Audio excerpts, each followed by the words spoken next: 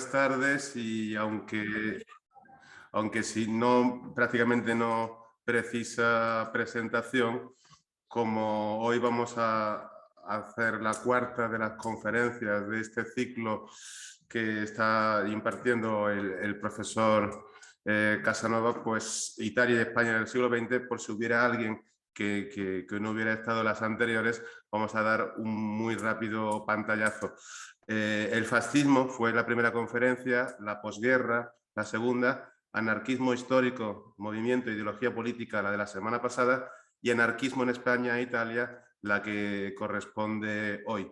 Os quiero recordar que todas las conferencias están grabadas y archivadas en el canal YouTube del Instituto Cervantes de Nápoles, a cuya directora ahora saludo y después le daré la palabra, también en el de Roma y en el propio del profesor Julián Casanova. Comentábamos antes, fuera de cámara, que bueno, pues queríamos agradecerle al profesor las magníficas conferencias que se está impartiendo, que está dejando que se puedan reproducir más adelante y sobre todo el papel divulgativo la versión divulgativa con la que nos estamos acercando a estos fenómenos. Son palabras difíciles de usar, son palabras complicadas como fascismo o anarquismo y que justamente por eso conviene trabajar y escuchar a los especialistas que nos hablen para que podamos utilizarlas sin miedo, para que podamos utilizar esos significantes con todo su significado y podamos utilizarlas en el futuro sabiendo precisamente a qué nos referimos. Julián Casanova, para quien no nos haya acompañado anteriormente, es el catedrático de Historia de la Universidad de Zaragoza y profesor visitante de la Central European University de Viena. Entre sus múltiples libros hemos destacado Una violencia indómita, el siglo XX europeo. Voy a dar la palabra a Ana Navarro, la directora de Nápoles, y a continuación, pues nada, simplemente os voy a pedir que si tenéis algún comentario lo hagáis en el chat para que después le podamos referir las preguntas al profesor, que apagáis la cámara y el micrófono y que si queréis escucharla en italiano tenéis simplemente que picar en el círculo IT italiano que hay abajo de la pantalla. Adelante, directora. Muchas gracias, Juan Carlos. Mis palabras no pueden ser menos que de agradecimiento, principalmente a Julián Casanova por su disponibilidad y por su generosidad para compartir toda su mirada crítica con nosotros, al público absolutamente, y a nuestro equipo humano del Cervantes que hace posible que durante estos 4 jueves hayamos podido disfrutar de estas conferencias que seguramente repetiremos con otra perspectiva, como hemos hablado anteriormente. Julián, todo tiene a nuestro público esperando. Gracias. Muy bien, buenas tardes, buonasera a tutti. Estoy de nuevo, tengo que decir que estoy encantado de verdad de estar aquí en la cuarta ya de las conferencias. Además he visto el impacto que están teniendo en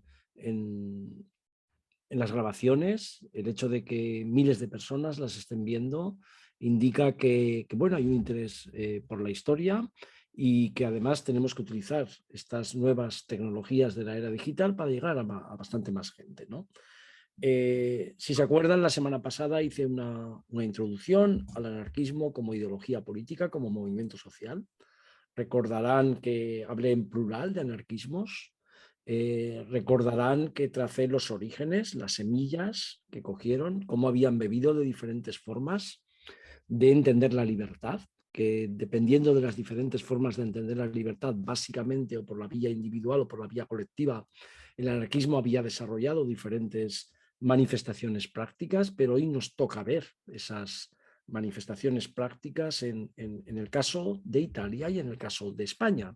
No olvidemos que el hilo conductor de estas conferencias es la historia de España en el siglo XX, la historia de Italia en el siglo XX en una perspectiva comparada. Lo que voy a hacer hoy es ver los orígenes del anarquismo, las diferencias entre el anarquismo en Italia y en España, y cómo de aquellos grupos reducidos de pequeños medios de comunicación, de asociaciones, se pasó a partir del siglo XX se convirtió el anarquismo en anarcosindicalismo. Esto que es muy claro en el tema de la CNT, y que además le llevó a ser el principal movimiento de masas anarquista de toda la historia universal, es menos claro en Italia por dos razones fundamentales. Italia participa en la Primera Guerra Mundial y después de la guerra, que es el momento en que la CNT, en ese momento de la coyuntura bélica, aprovechando la neutralidad española y la expansión de la economía, ahí es donde se metió de verdad el sindicalismo anarquista, el anarcosindicalismo en Cataluña.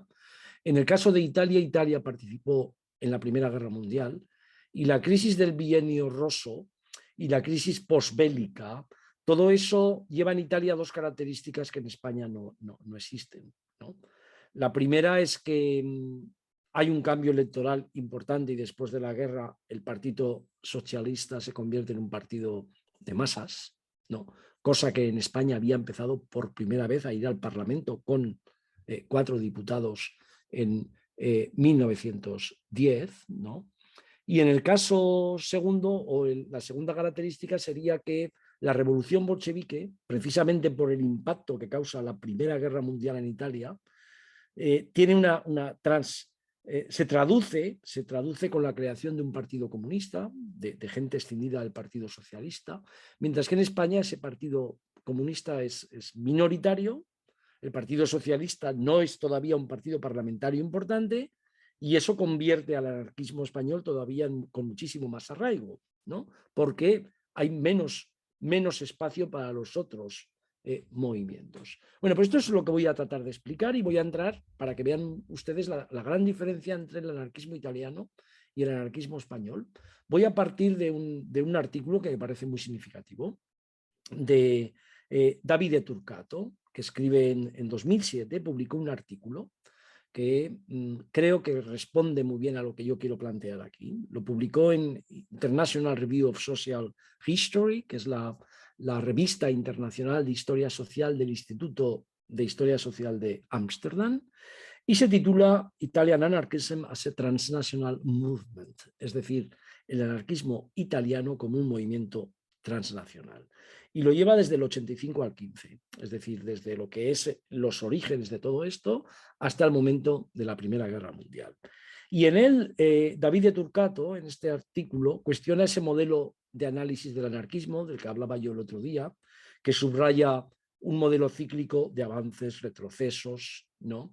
Y él dice que ese modelo no funciona históricamente en Italia porque alimenta una fotografía de impotencia a la represión, de reapariciones cíclicas por generaciones espontáneas, ¿no? El anarquismo como una rebeldía primitiva, milenarista de Hobsbawm, es decir, algo que identifica discontinuidad, espontaneidad, ausencia de organización como rasgos de anarquismo, que además conducirían a la ineficacia, al irracionalismo, al terrorismo, y que no es exactamente lo que Turcato y otros autores ven en Italia. Por supuesto, no es lo que yo veo en España, ese modelo, ¿no? Turcato, por el contrario, defiende que frente a ese modelo de apariciones y desapariciones, que si lo ve uno solo desde el punto de vista de la nación de Italia, a lo mejor es cierto, el anarquismo italiano fue un movimiento transnacional que se extendió a través del Océano Atlántico y a través del Mediterráneo. Es decir, según él, el anarquismo italiano fue una hidra de muchas cabezas en vez de un ave fénix que moría y renacía de nuevo. Y ese análisis transnacional revela formas de continuidad, revela formas de organización que no están disponibles si solo se hace un análisis del ámbito nacional. Esto le pasa también a españoles. Por ejemplo, hay un español, un anarquista, que no era anarquista cuando se fue, porque se fue de muy niño desde León a Argentina a principios del siglo XX, que es Diego Abad de Santillán, que después fue un personaje importantísimo en la Guerra Civil Española, pero que había sido un anarquista muy importante en la FORA, en la Federación Obrera de la Regional Argentina, ¿no? Y en otros países del Cono Sur, donde tenemos también presencia importante de anarquistas españoles. A principios del siglo XIX, del siglo XX, finales del XIX, según Turcato, las organizaciones anarquistas formaron sobre todo y funcionaron como redes de militantes más que como organizaciones formales. Y él cree que eso en Italia se puede demostrar empíricamente en los países europeos que tuvieron alguna presencia notable de ese internacionalismo bakuninista antiautoritario de la Primera Internacional al que me refería el otro día. Es decir, que el caso italiano también podría ser aplicable en menor medida, pero aplicable a Francia, a Suiza, a España. ¿Qué es lo que daba la presencia del anarquismo? La daba mucha actividad propagandística, a través de panfletos, a través de sueltos, a través de periódicos, propaganda. No es casualidad que al terrorismo anarquista le llamaran propaganda por el hecho, y además figuras singulares, ¿no? Figuras singulares que, si uno sigue el hilo conductor de la biografía de ese personaje, descubre muchas cosas que no se descubre en abstracto, con movimientos, con organizaciones, con cosas que no identificamos con personajes de carne y hueso.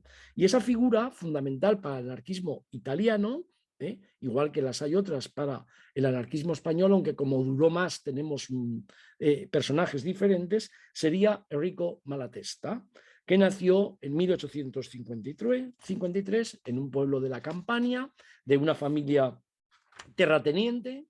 Esto de venir de familias buenas, bueno, Kropotkin y Bakunin descendían de familias de nobles, ¿no? O sea que no consideren solo que todos los anarquistas venían desde abajo, desde clases populares, campesinos o obreros, ¿no? Y murió en la Roma fascista de 1932. O sea, Malatesta tuvo una vida bastante considerable. Y Malatesta creía que los periódicos cumplían la función de comités de correspondencia, es decir, que en realidad son los que conectaban a las diferentes organizaciones del mundo. Él creó y dirigió varios periódicos, ¿no? La Agitazione, por ejemplo, Volontà, ¿no? Kropotkin, que es uno de los padres del anarquismo, señaló a finales del siglo XIX que la literatura socialista, incluida el anarquismo, no había sido nunca rica en libros, ¿no? Y que su principal fuerza residía en periódicos y panfletos, ¿no?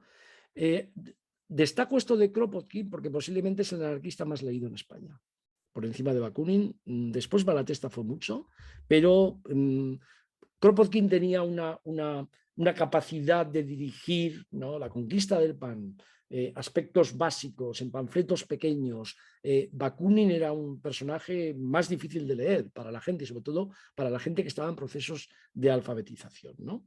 Malatesta fue el principal anarquista italiano de la corriente organizativa. ¿Se acuerdan que dije que había una corriente que siempre trataba de organizar y una corriente que se consideraba antiorganizativa, que creía más en la acción, que la organización no tanto? Y el autor italiano que trabaja en esta corriente antiorganizativa era Luigi Galeani, que nació en el 64, 1864, murió en 1931 y es el paradigma de todo lo que les voy a mostrar con Italia. Es un emigrante a Estados Unidos tras ser expulsado de varios países europeos, cosa muy típica en aquellos momentos. Es deportado a Italia en 1919, nada más acabar la Primera Guerra Mundial. Es perseguido por el fascismo. Y además había tenido ya una defensa de la propaganda por el hecho del terrorismo en Estados Unidos. No solo perseguido, sino encarcelado por el fascismo. Durante bastantes años, Galeani publicó en Estados Unidos el periódico Cronaca Sovversiva, donde escribieron los famosos anarquistas Sacco y Vanzetti, que habían sido o fueron ejecutados en agosto de 1927. Lo que Turcato viene a decir en toda esta introducción es que esta gente vivía en países diferentes, eran todos italianos. Vivían en países diferentes, sabían hablar diferentes lenguas, y al hacer eso, esos militantes fueron capaces de comunicar, de traducir ideas desde diferentes puntos del mundo. A lo mejor no tenían tanta importancia en Italia en aquellos momentos, pero tenían mucha importancia en diferentes partes del mundo. Y allí es donde había toda esta gente que eran algunos pensadores, otros hombres de acción, muchos de ellos exiliados, muchos de ellos trabajadores fabriles, tipógrafos. Es decir, encontramos una mezcla muy interesante donde cuando vemos ese masivo o esa masiva emigración italiana, sobre todo desde 1900 a 1914, vamos encontrando a todos estos anarquistas italianos. Si fuéramos al caso de España, fíjense, anarquistas italianos con influencia en España. Estamos hablando primero de Giuseppe Fanelli, que es el delegado enviado por Bakunin para crear en España la sección de la Primera Internacional. Fanelli llegó a España aprovechando el momento en el que un pronunciamiento militar de Prim derroca a Isabel II y abre el sexenio revolucionario en España. Tuvo muchísima importancia, como decía antes, Malatesta. Tuvo importancia y se convirtió en famoso, me imagino que tristemente famoso, Michele Angiolillo, que es el asesino de Cánovas del Castillo, que es ejecutado después al poco tiempo en Vergara. Podría seguir, pero es que algunos de los anarquistas más radicales que lucharon en la Guerra Civil Española, como Carmelo Berneri o Francisco Barbieri, son también italianos. Es decir, desde ese punto de vista estamos hablando de una continuidad de flujo de ideas entre España e Italia. Por cierto, Carmelo Berneri y Francisco Barbieri fueron asesinados en las jornadas de mayo de 1937 en la retaguardia, en Barcelona. Al principio se atribuyeron a stalinistas estos crímenes porque el POUM y una parte de los perseguidos anarquistas fueron perseguidos por stalinistas y por militantes comunistas, pero las últimas investigaciones señalan a la OVRA, la Policía Secreta Fascista italiana, como autora de los asesinatos de estos dos anarquistas.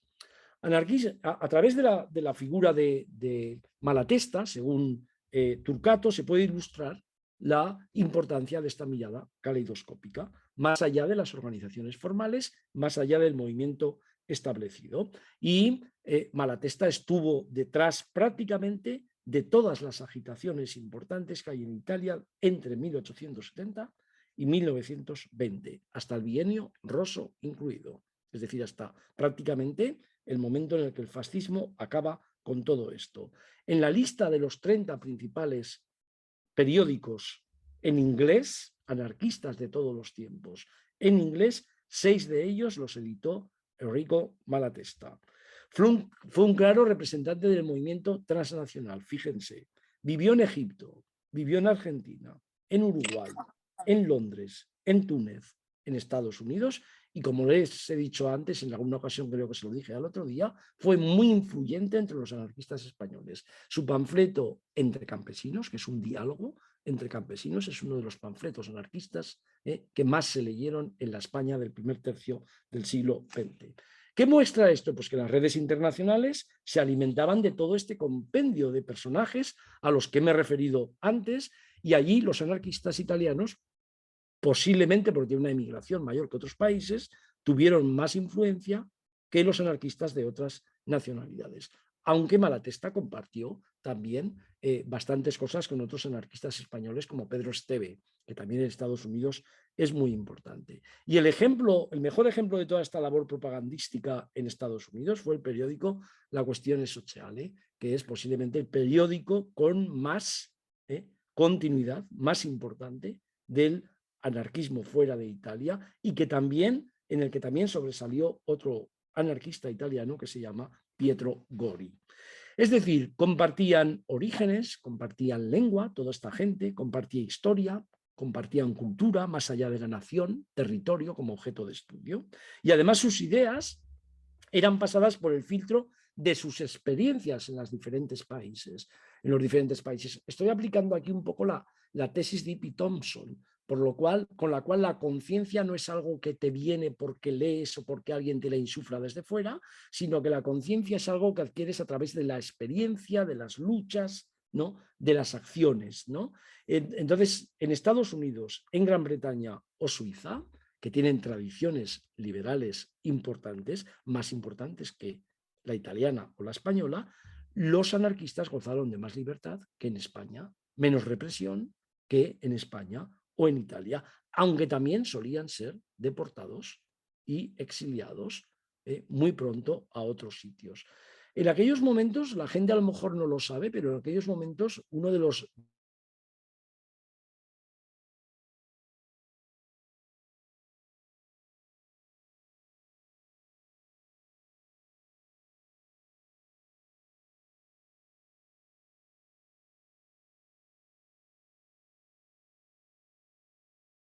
1898, y que este anarquista, Lucchini, que trató por todos los medios de que le extraditaran a Italia porque quería ser, por haber hecho ese acto de tiranicidio, quería morir como un héroe y como un mártir en la horca, pero no había pena de muerte en Suiza, no consiguió la extradición a Italia y en 1910, en la prisión de Ginebra, se lo encontraron muerto en la celda.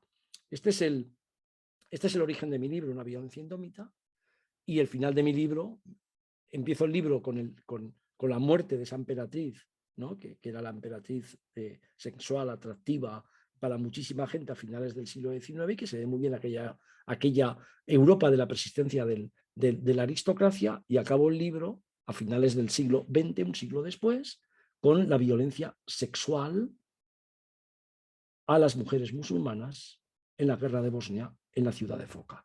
Creo que eso ilustra clarísimamente la transición entre ese terrorismo anarquista que va a por una persona que considera tirano o tirana y el terrorismo de masas de finales del siglo XX.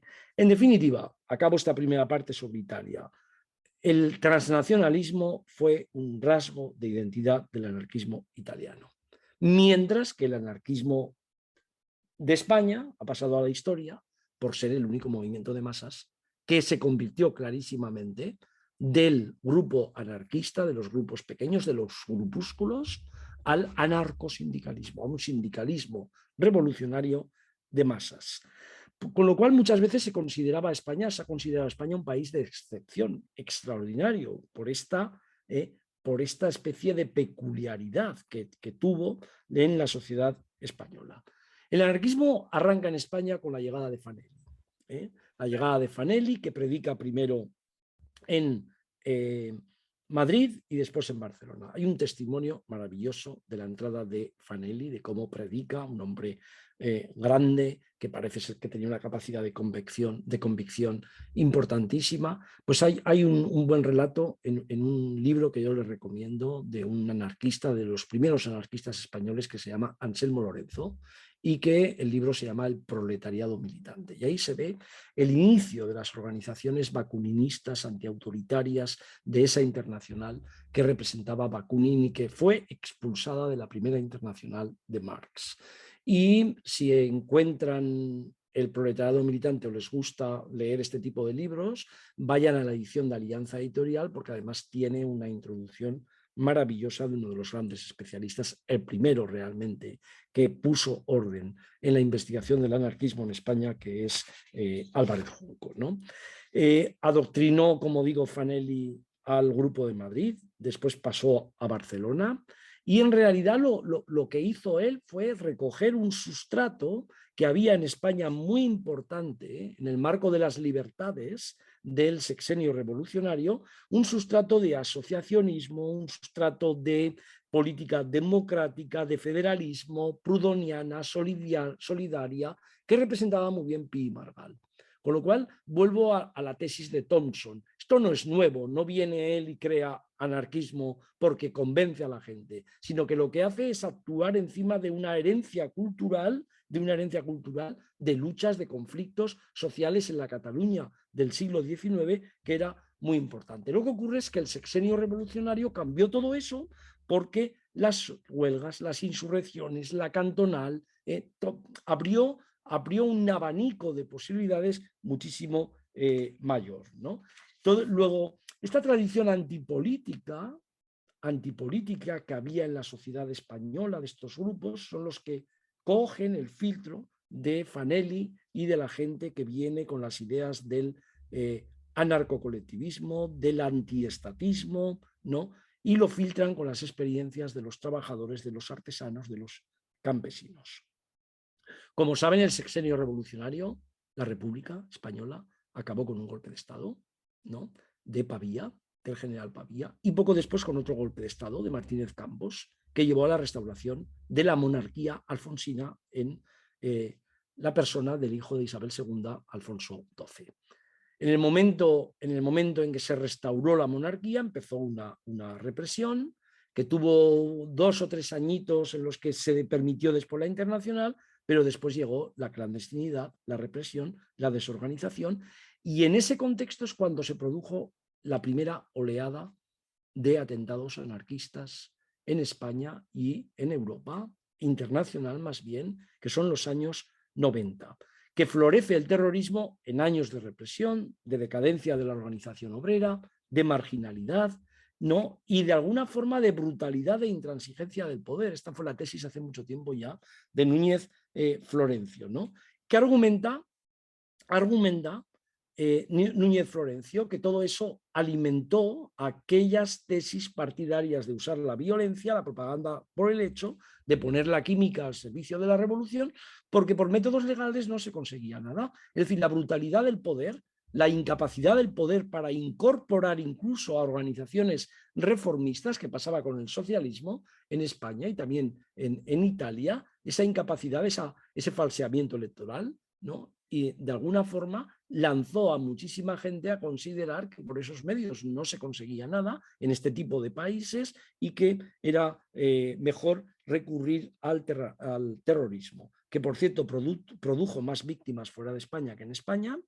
O sea que no es el momento en el que el anarquismo tiene mucha más presencia, y les puedo decir que desde el populismo ruso que mata al zar hay un rey de Italia, una emperatriz de Austria, un presidente de Estados Unidos, otro de Francia, y además algunos de los extranjeros que actúan en esos países, o sea, algunos de las personas que actúan en esos países para matar son extranjeros, italianos son también algunos de los que actúan en España, y en España también dejó actos sonados el terrorismo de los años 90, ¿no? Primero un atentado contra Martínez Campos, salió ileso, pero se ejecutó al que lo hizo, Pallás. Martínez Campos era aquel hombre que había restaurado con su golpe de Estado la monarquía. La bomba del Liceo, famosísima bomba del Liceo, cuando se representaba la ópera Guillermo Tell, ambos en 1893. La bomba contra la cola de la procesión del Corpus en Barcelona, en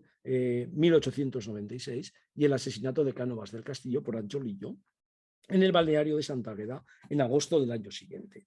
Muchos de esos atentados ocurrieron por venganza, por represalias contra un poder que torturaba, condenaba a muerte a personas que nada tenían que ver con los atentados, que detenía indiscriminadamente a anarquistas, republicanos, librepensadores. Cuando había un atentado, caía toda la red de bohemios, librepensadores, anarquistas que había en las ciudades, y con torturas, procesos sin garantías. Es la leyenda de la Inquisición española. En el extranjero se reverdece. Esto es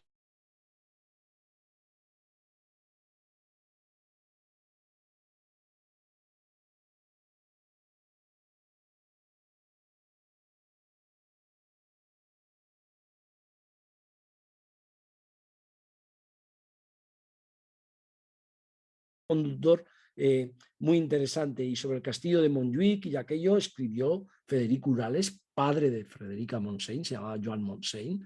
Federico Urales, que era el seudónimo, escribió e hizo el famoso panfleto Yo acuso, copiando a Zola con el tema de Dreyfus. Yo acuso era un panfleto, un alegato, o sea, digamos, una crítica de todo lo que significaba en aquel momento el poder y la tortura en la Cataluña de finales del siglo XIX. Barcelona concentró la mayoría de los atentados, también la mayoría de las torturas, se convirtió en un centro anarquista internacional, aunque ese terrorismo de acción individual empezó a bajar después del atentado a Cánovas del Castillo, y hubo una segunda oleada de atentados que eran bombas indiscriminadas que colgaron a la capital de Cataluña, a Barcelona, el nombre de Ciudad de las Bombas, ¿no? En realidad, muchos de los anarquistas nunca reivindicaron esas bombas y eran más bien provocadores y de la policía los que las habían puesto. Pero para entonces, 1904-1909, en el momento en que muchos hablan de la ciudad de la bomba, otro fenómeno empieza a ocupar ya mayor espacio, preocupa más que el terrorismo, que es el republicanismo lerrouxista y el origen, por primera vez, Lerroux con el Partido Republicano rompe el caciquismo y saca diputados republicanos a principios del siglo XX, derrota a candidaturas dinásticas, cosa que es dificilísimo en aquella España, no se había producido en ningún momento, y sobre todo las sociedades obreras catalanas se encuentran en una organización famosa que se llama Solidaridad Obrera, una nueva arma de lucha ya ensayada por el sindicalismo revolucionario francés y que cristaliza en 1910 en la CNT, que es el momento de la conversión del anarquismo en anarcosindicalismo. En realidad, ese anarcosindicalismo de la CNT tuvo dos periodos muy importantes antes de la Guerra Civil y un tercer periodo que sería la Guerra Civil. El primero es la consolidación de ese sindicalismo, que se produce, como decía antes, en el marco de la coyuntura de la Primera Guerra Mundial, de penetración del capitalismo, de un boom económico porque se aprovecha la neutralidad, y que además del sindicalismo, la consolidación del sindicalismo, personas como Joan Peiró, Pestaña, Seguí, ¿no?, el famoso Noi del Sucre, están allí en la Barcelona de aquellos años. Noi del Sucre, digamos, después fue asesinado, pero es un poco el paradigma de todo esto. Pestaña, que es un relojero, Joan Peiró, que es un obrero del vidrio en Mataró, y consolidan ese tipo de sindicalismo, pero en aquella coyuntura aparecen dos fenómenos muy importantes, que son el pistolerismo de la patronal y de los sindicatos libres, y también el pistolerismo por parte de gente que no practica el sindicalismo revolucionario, sino que en nombre de la CNT practican también el pistolerismo, digamos que contrarrestando el pistolerismo de la patronal. Esto lo hemos estudiado muy bien, mucha gente que hemos metido en el siglo XX, pero también les digo que hay una novela monográfica sobre esto de Eduardo Mendoza, que es La verdad sobre el caso Savolta, en La ciudad de los prodigios. También La verdad sobre el caso Savolta fue llevada al cine, y creo que pueden entender perfectamente todo lo que estoy diciendo. Esa primera época de sindicalismo, de aparición de ese diario tan maravilloso para ellos, ese periódico que era Solidaridad Obrera, de los sindicatos, de los congresos, de la definición de lo que es el anarquismo, el antipoliticismo, la acción directa, el sindicalismo, todo eso se quebró con el golpe de Estado de Primo de Rivera en 1923, en septiembre del 23. Es verdad que además de todo lo que le he dicho, el anarquismo se ha expandido por otras partes de Zaragoza, por ejemplo, mucho por Andalucía, por Galicia, pero también el anarquismo ha estado muy vinculado al antimilitarismo en África, a todo lo que es la crítica al sistema religioso, la crítica a la Iglesia, con la creación de ateneos libertarios, de escuelas racionalistas, que es un fenómeno muy importante en la Cataluña. Pere Solà lo estudió hace tiempo, en la Cataluña de los años 10, de los años 20. Cuando cae la dictadura de Primo de Rivera y llega la Segunda República, hay un segundo momento de impulso anarcosindicalista muy importante en España. La Segunda República aporta algo diferente a lo que había pasado en el año 17 al 23, en ese quinquenio en el que se consolida por primera vez la CNT, y es que hay elecciones libres. La CNT se tiene que plantear si vota o no vota en las elecciones de la Segunda República. Hay un segundo fenómeno muy importante, que es que la UGT, a través de su representante Largo Caballero, llega al Ministerio de Trabajo como ministro, y Largo Caballero, evidentemente, tiene una orientación socialista, mucho más partidario de vincular todo eso a la UGT, a la delegación, a que haya un sindicato de gestión, que vaya a los ayuntamientos, mientras que la CNT, con la acción directa, pues acaba muchas veces reprimida, acaba muchas veces también con el sector más radical defendiendo insurrecciones que hay en el 32, en el 33, también participan, aunque menos, en octubre del 34. Y esta Segunda República es muy interesante por muchísimas cosas. Primero, porque gesta a los principales dirigentes del anarquismo de la FAI, de la Federación Anarquista Ibérica, que había sido creada en 1927 en la clandestinidad. Allí el mito, la leyenda dice, con una paella en una playa valenciana, ¿no?, en una playa cerca de Valencia, del Saler.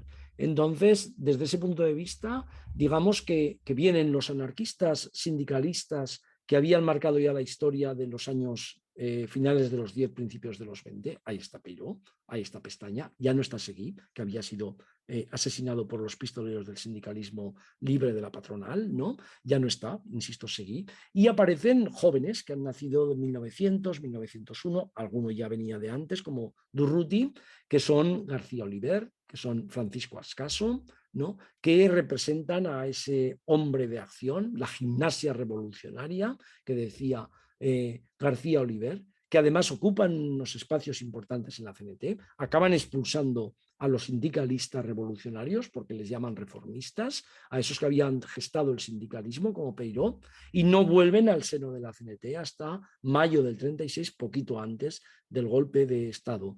Este es un tema también capital, porque se ha exagerado o se ha puesto una especie de mito que creó el franquismo y los historiadores que habían trabajado en archivos policiales, por los cuales prácticamente lo único que hacía el terrorismo siempre era, el anarquismo, era practicar el terrorismo, que estuvieron enfrentados a la República desde el principio, que por supuesto son los grandes artífices del anticlericalismo en la guerra civil. Bueno, esto se puede matizar desde todos los puntos de vista. Yo escribí un libro donde resumí todo esto, que se llama De la calle al frente, que lo tienen en las ediciones tapadura, en bolsillo, en diferentes ediciones, pero este es un tema muy trabajado en los últimos años. Y es verdad que ese sindicalismo le cambió el paso totalmente el golpe de Estado de julio del 36.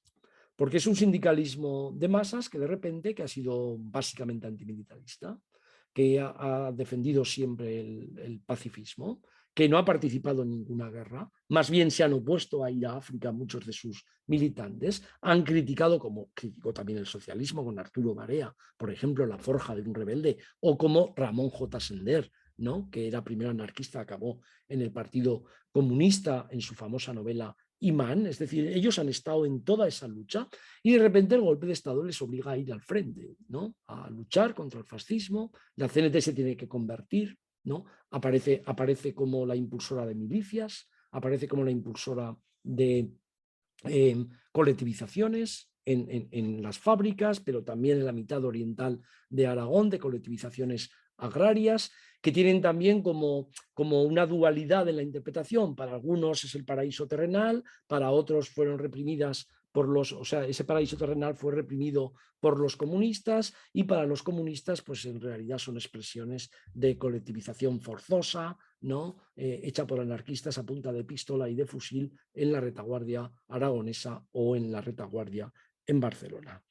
Pero lo que caracteriza a la guerra civil, realmente el gran cambio, además de esto, es que en noviembre de 1936, ese anarquismo antipolítico, que se había forjado en la acción directa, que había defendido siempre la lucha antiparlamentaria, que no había acudido nunca al Parlamento. Pestaña sí que tuvo 2 diputados con el partido sindicalista que él creó cuando le expulsaron de la CNT en febrero del 36, sacó 2 diputados, uno de ellos un abogado de la CNT que se llamaba Benito Pavón, en la ciudad de Zaragoza, y que después defendió prácticamente a todos los militantes anarquistas y del POUM represaliados en mayo del 37. Pues no había ido nadie nunca al Parlamento, y de repente en noviembre del 36, después de un proceso muy interesante de negociación, la CNT entra con 4 ministros en el gobierno con Largo Caballero, con la animadversión de Azaña, que no le gustó mucho la idea, y con Largo Caballero, que creía que uno era suficiente. La CNT, que discutió muchísimo aquello, pidió que al menos hubiera 4. Había ya desde septiembre 2 diputados del Partido Comunista, que por su fuerza tenían que tener más. Y allí aparecieron personajes muy importantes, Peiró y López, que representaban al sindicalismo revolucionario consolidado a través de los sindicatos. García Oliver, esa persona que había defendido la gimnasia revolucionaria, el enfrentamiento con la policía en las calles, con las fuerzas de orden.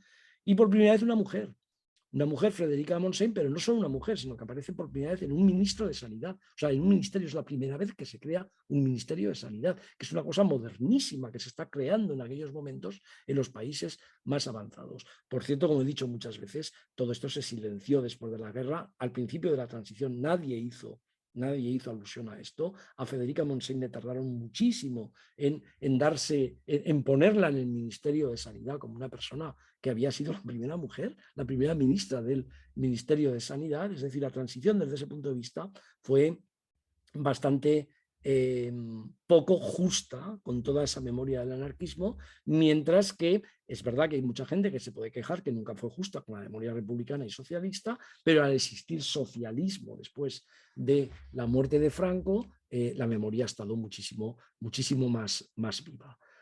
Todo esto que estoy explicando del anarquismo y que estoy resumiendo muchísimo, dándole las referencias, por supuesto, todo esto acabó en abril del 39.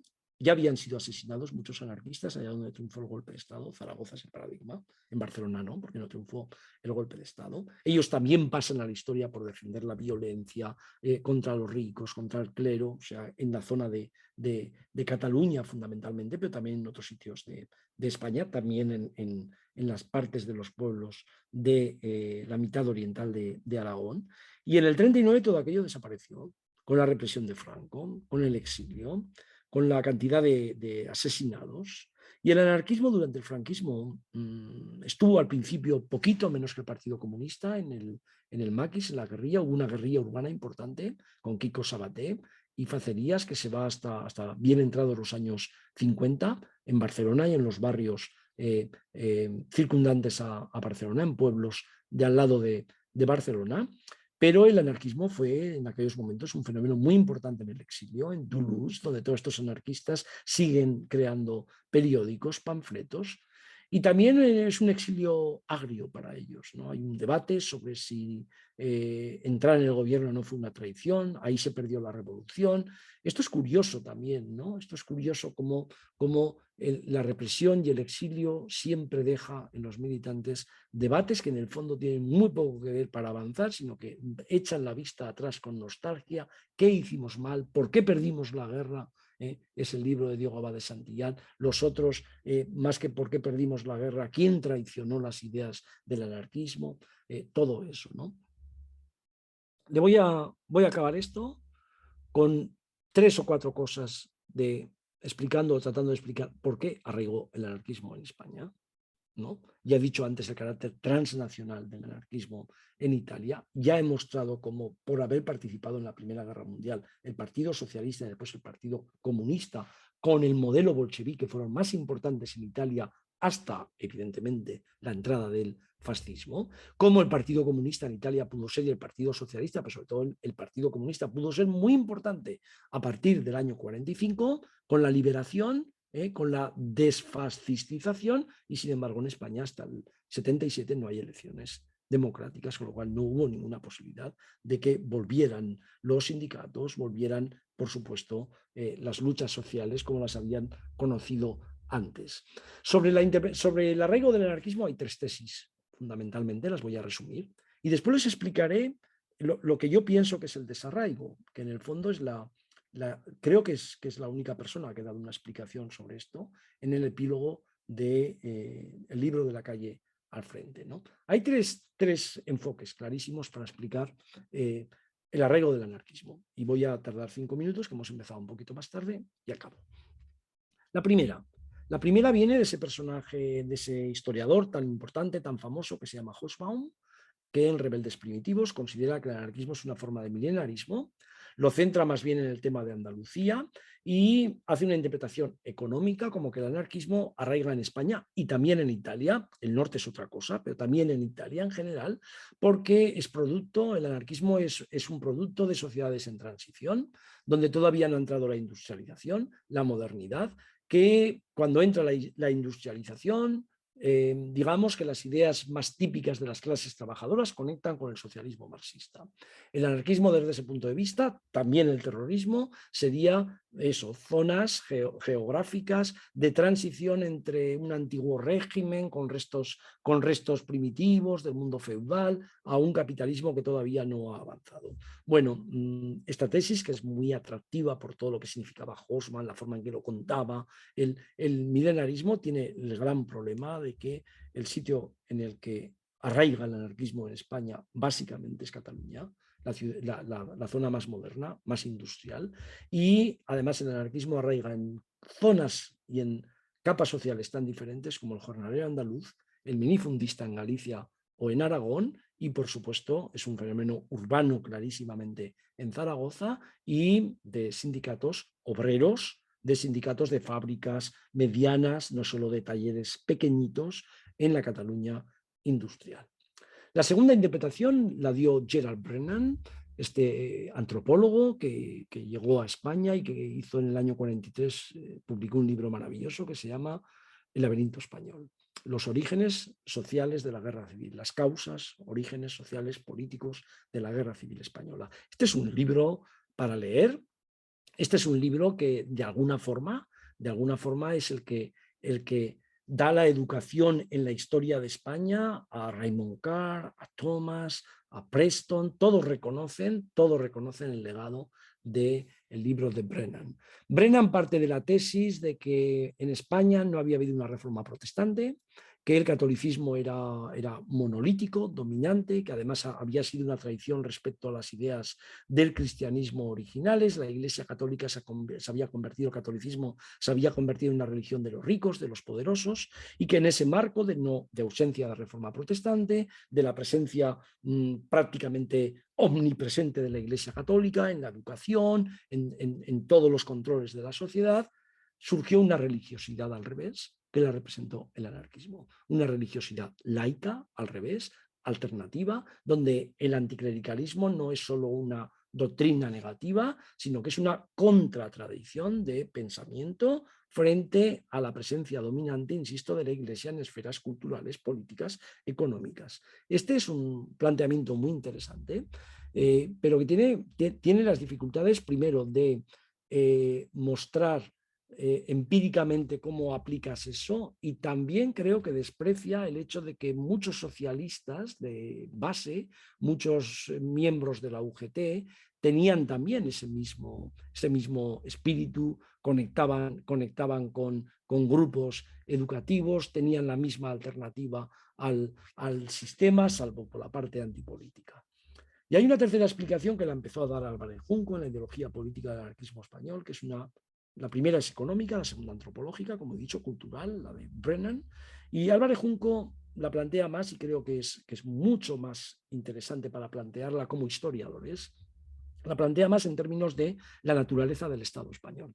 Un Estado centralista, ineficaz, que no llegaba prácticamente a ningún sitio, no daba servicios, pero tampoco incorporaba, reprimía a los ciudadanos, los campesinos y la gente de los pueblos lejanos la veían como algo ajeno, ¿no? Y en el marco de ese Estado, que además falsea las elecciones, ¿no? El aparato burocrático administrativo de la Restauración, pues el antipoliticismo y la acción directa tuvieron una clara conexión con gente que creían efectivamente que un Estado tan ineficaz, tan centralizado, tan represor, que no integraba nunca ni siquiera a la gente, que lo único que pedían eran reformas sociales, que lo que pedían fundamentalmente también a veces eran salarios más dignos, mejores condiciones de trabajo, y no necesariamente la revolución anarquista, un Estado que estaba casado con la Iglesia, donde la enseñanza secundaria prácticamente estaba en manos de la Iglesia, donde las capas populares no podían acceder a todo esto. Bueno, que la prédica antipolítica de acción directa en España entró y arraigó. Creo que si hacemos una visión de los tres enfoques se pueden complementar muchísimas cosas, y no tengo tiempo para explicar todo esto. Y el desarraigo empezó a partir del 39. Es evidente que la represión es una gran causa del desarraigo, pero hay también una causa fundamental, la larga duración de la dictadura franquista.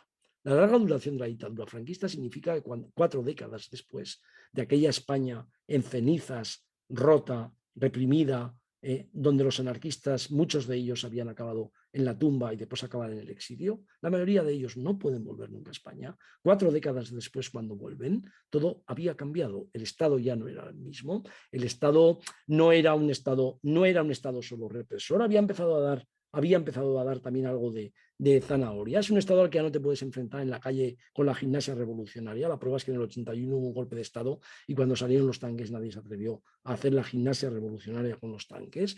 Había cambiado también la administración y habían cambiado también Por supuesto, 4 décadas después, nadie podía defender, el anarquismo lo hizo y no le vino muy bien, nadie podía defender no votar, después de 4 décadas sin votar, la gente quería votar, luego el antipoliticismo, el antiparlamentarismo tenía menos sentido, y también el vacío que se había creado entre esta generación joven, de que se llamaban anarquistas, que venían de mayo del 68, con el anarquista clásico, bastante puritano en muchísimos conceptos de la vida, y que yo lo viví aquello porque lo entrevisté a muchísimos. Yo hice la tesis doctoral, la acabé en el año 83, a muchos de los que volvieron, y vi cómo no entendían prácticamente nada de aquella España que habían dejado. Y por supuesto no entendían cómo se podían llamar anarquistas, gente que fumaba porros, que les gustaba la música, que decían que practicaban el amor libre, todo este tipo de cosas que son unos tópicos respecto al anarquismo que no tienen nada que ver con lo que había pasado. Otra cosa es que fueran alternativas laicas. Eso lo decía Frederica Montseny muy bien, ¿no? A mí el amor libre no me interesa. Yo lo que quiero es vivir con una persona. No me voy a casar por la iglesia, pero toda mi vida he vivido con germinales cleas, ¿no?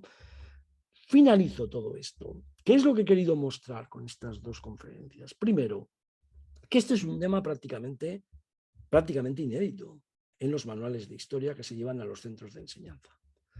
Segundo, que la memoria republicana, socialista, comunista se ha tragado a una memoria que tuvo una presencia importantísima.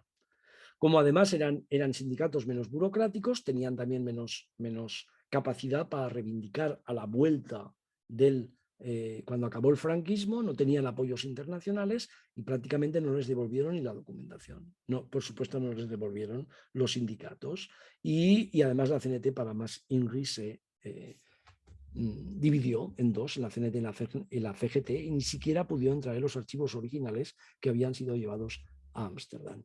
Y por último, me gustaría, con esta lectura crítica que he intentado en las 4 conferencias y que la he acabado con el anarquismo, me gustaría demostrar que la historia es caleidoscópica, que la única posibilidad de encontrar las verdades relativas que hay en la historia es investigando, que las verdades no se crean, las verdades no se inventan, las verdades se investigan, y que además cuando alguien sale con otro tipo de verdades relativas, siempre, ya sé que las verdades absolutas que conducen a ortodoxias no existen, o por lo menos a mí no me interesan, que cuando salen otras verdades relativas nos adaptamos a ellas. Luego, la investigación avanza a través de nuevos logros, de nuevas teorías, de nuevos métodos, de nuevos enfoques. Donde antes había solo hombres, ahora hay mujeres. Donde antes había solo raza blanca, ahora entran grupos minoritarios étnicos de otros países.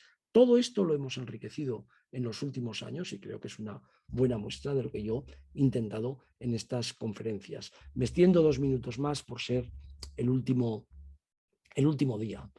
¿Qué he tratado también de mostrar? Lo han visto en todas las conferencias, que es un poco la tesis que yo mantengo en Una violencia indómita. Digo, la tesis, el enfoque metodológico, que es: la historia no es una calle de una única dirección, no es calle de dirección única, donde tú vas hacia adelante y siempre no. La historia tiene retrocesos, tiene puntos laterales y sobre todo tiene lo que yo llamo carreteras secundarias. Por ejemplo, el anarquismo sería una carretera secundaria respecto a la tesis central de la historia política: los reyes, las batallas, los grandes personajes, la burguesía, la patronal, la clase obrera organizada. Pero si no te metes por esas carreteras secundarias, que a veces están con muchas curvas, con muchos problemas para la investigación, porque las fuentes han desaparecido o no están, si no te metes por estas carreteras secundarias, la historia no es la historia diversa, plural, que muchos estamos buscando. Y por último, en estas historias que yo prefiero que se lleven a la enseñanza de forma atractiva, si hay profesores aquí que van después a los centros de secundaria, que tengan en cuenta que la literatura y el cine son 2 elementos fundamentales. Hay una literatura maravillosa sobre el anarquismo, hay una literatura de grandes literatos, ¿no? Pío Baroja, Aurora Roja, sobre los anarquistas madrileños, ¿no? La bodega, sobre la insurrección de Jerez, de Blasco Ibáñez, lo que les he dicho antes de Mendoza sobre el caso Savolta o la ciudad de los prodigios, o todo ese mundo de la burguesía de la patronal, del sindicalismo, del pistolerismo. Es decir, que deberíamos encontrar un auxilio en estas cosas que posiblemente en la era digital sean mejor para atraer a los estudiantes a la historia que dar un relato de los grandes acontecimientos. Yo creo que muchas de las causas, así que acabo, muchas de las razones por las que la gente muchas veces no siente atracción por la historia es porque todo lo que han hecho en los centros de secundaria y, por cierto, después en la universidad, son relatos cronológicos de personajes, de estructuras, pero que en el fondo al final no ayudan a que el propio estudiante sea el que haga la lectura crítica de ese pasado. Es decir, es mucho más fácil enseñar contenido que darle a la gente los instrumentos para que ellos aprendan el contenido. Este segundo es la clave para llevar la historia a grupos más amplios y para difundirla mejor. Buenas tardes y ha sido un placer. Finalizo estas 4 conferencias y por supuesto que hay un turno de preguntas y respuestas. Pues muchas gracias, profesor Julián Casanova, por concluir de esta manera y por estos minutos extras y también con esa pequeña relación que ha hecho al mundo del arte, de la literatura y cómo las distintas disciplinas pues, han podido leer también o interpretar la historia. Hay 2 preguntas desde hace un buen rato. La primera dice, en el marco del anarquismo español, ¿qué papel ha tenido el doctor Pedro Ballina y si hubieron contactos entre él y la red del anarquismo italiano? Sí, esa pregunta es muy interesante porque todo el anarquismo andaluz con Pedro Ballina, que es un doctor, por cierto, hay médicos importantes en la historia del anarquismo español. El otro médico importante, además de Pedro Ballina, es Isaac Puente, que fue en realidad el que asesinado nada más iniciarse el golpe de Estado, antes de que eso se convirtiera en una guerra civil, y que en realidad es el que introduce el concepto de comunismo libertario, lo diversifica, y además está Salvochea, Fermín Salvochea en Cádiz, que tienen muchos contactos con los anarquistas italianos. Insisto que no solo contactos, el contacto, como he mostrado a través de ese anarquismo transnacional, el contacto no es solo físico, sino que el contacto es a través de los panfletos, de la traducción de los panfletos, de la lectura de los panfletos. Por cierto, Brennan, hablando de Ballina, Brennan muestra cómo en el anarquismo andaluz, que se da entre jornaleros andaluces, muchos de ellos que no habían sido alfabetizados, como ahí, lo saca de Día del Moral, como hay un traslado de cortijo a cortijo de estos apóstoles anarquistas que leen con velas, no hay ni siquiera luz, una especie de buena nueva, que es en aquel momento el anarquismo. Creo que todo eso es muy interesante. Si yo tuviera que dar una conferencia sobre anarquismo italiano y español en el sentido de las conexiones, aparecería Pedro Ballina, pero aparecerían muchísimos más, porque entre el anarquismo italiano y el anarquismo español hay muchos vínculos. No digamos en Cataluña, que los hay, y no digamos en el flujo en sentido contrario. Y también tengo que decir que una buena parte de los exiliados anarquistas italianos acabó en la Segunda República de España. Otra pregunta se refiere por la aportación de Martín Arnal al ideario anarquista. Martín Arnal es un anarquista aragonesa que conocí muy bien, que murió no hace mucho, y que ostense, que además tiene digamos que es una de las personas que mejor ha podido contar las experiencias anarquistas en la transición de la democracia, porque vivió para contarlas. Así que contó todo lo que habían sido las experiencias colectivistas en la zona de Angüés, en Huesca, muy cerca de la ciudad, entre lo que va a la carretera que va desde Huesca a Barbastro, lo digo para los que no sean de Aragón.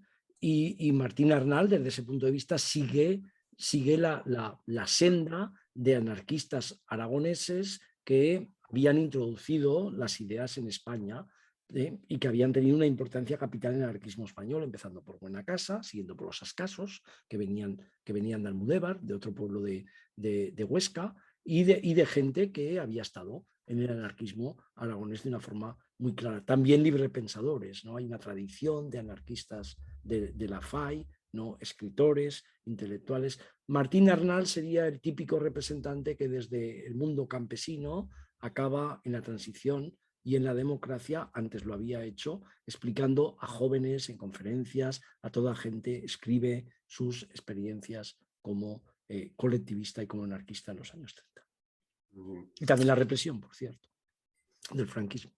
Yo no quisiera abusar, pero le dejo si quiere las dos últimas preguntas. La primera dice, ¿hasta qué punto el nihilismo populista ruso entronca con la ideología anarquista en España e Italia? Esa es una pregunta bonita, además de desarrollar, porque tiene muchísimas cosas.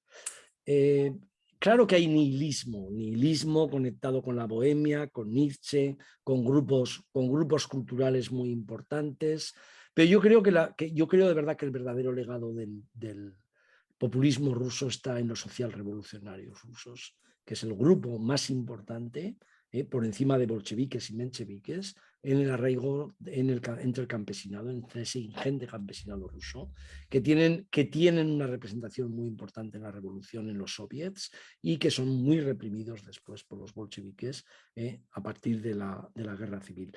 Pero es verdad que el nihilismo ruso, el concepto de una prédica que relativiza el pensamiento, una prédica que de alguna forma lleva a una acción contra el sistema sin necesidad de organización. Yo creo que en España entra más que por el populismo ruso a través de los círculos de Nietzsche y del irracionalismo de Bergson.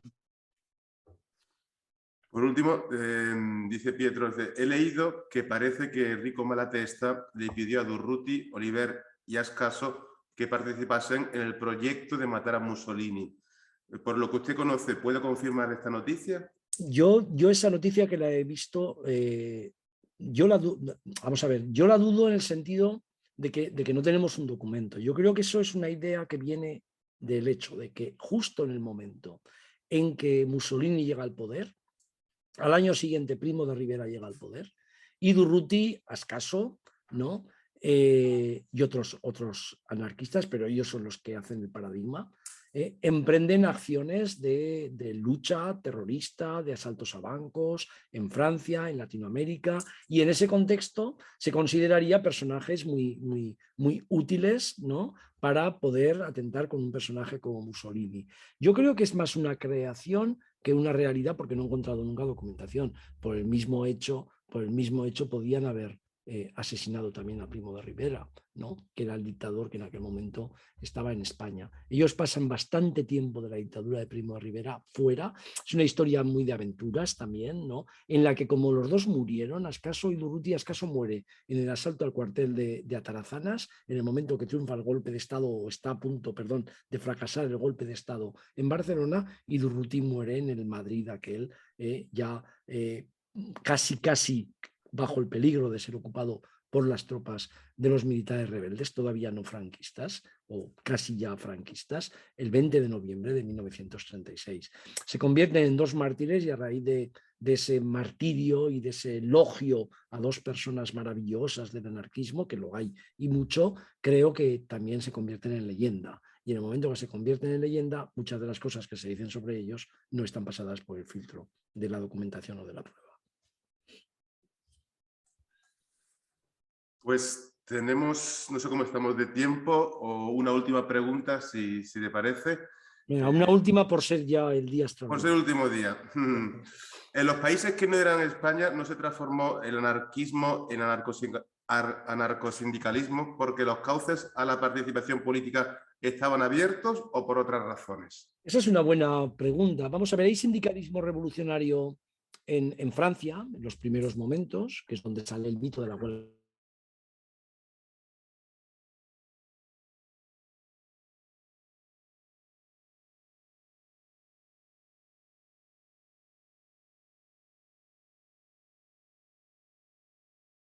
del fascismo. Hay sindicalismo revolucionario potente, creo que el más potente fuera de España, en Suecia.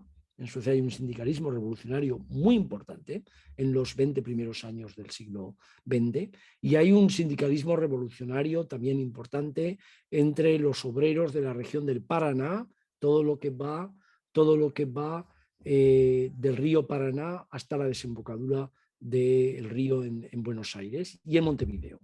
Toda la parte de La Plata, del Paraná, hay un sindicalismo revolucionario que en los años 30 con las dictaduras se va abajo, tanto en Uruguay como en Argentina, y con claras conexiones también en Chile. Pero es verdad que allá donde el socialismo parlamentario tiene posibilidades de llegar al Parlamento, el anarquismo pierde un espacio político muy importante en su lucha de acción directa y antipolítica. Dicho esto, no es la única razón por la que en España arraiga el anarquismo. ¿Qué hubiera pasado si España hubiera intervenido en la Primera Guerra Mundial? Si hubiera entrado con mucha más fuerza el discurso bolchevique, si hubiera habido una apertura mayor porque hubiera sido diferente, no lo sabemos.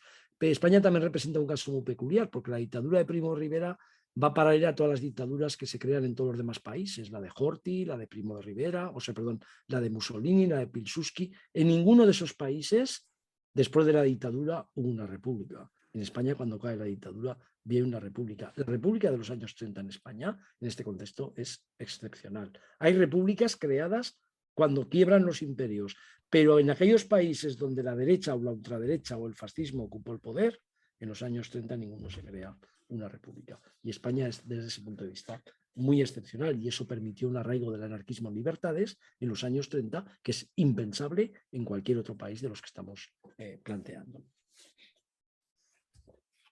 Muy bien, pues muchísimas gracias, Julián Casanova.